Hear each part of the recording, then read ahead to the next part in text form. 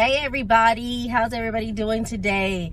It's been a while since I've done a session from the car, but here I am in the carpool line. So, excuse the cars going by, but this is where I am today. Today I wanted to talk to everybody about mental health.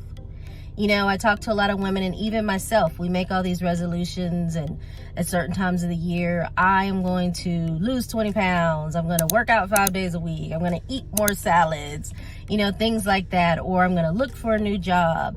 And those are things that we talk about and we tell our friends about and we have accountability partners for. But the one thing I realized is we don't talk about our mental health that much. And ladies, as moms, married moms and single moms, you do a lot. We do a lot. So you have some moms that are working full time and then coming home and taking care of their families and juggling everything. You have some moms that are single. You have some moms that aren't working. And hey, being a stay-at-home mom is hard too. So everything is hard.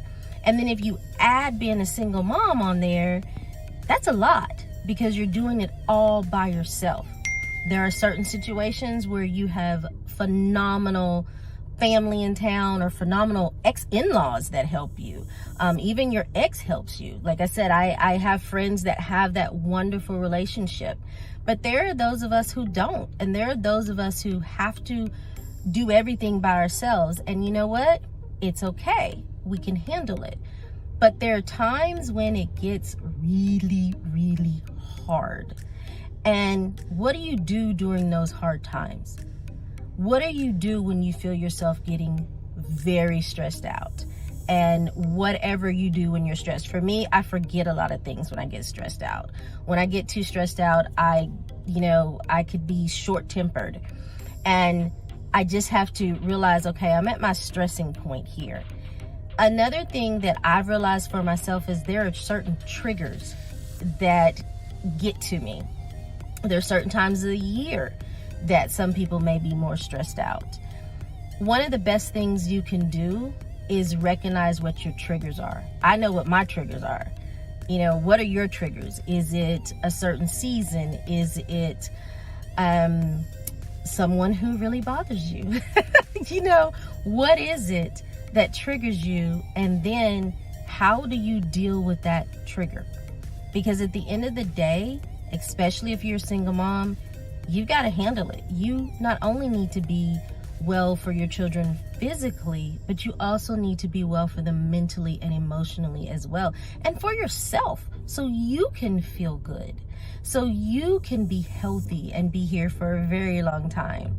You know, ladies, I was talking to some women the other day, and I go to counseling. I'm an advocate of counseling, always have been.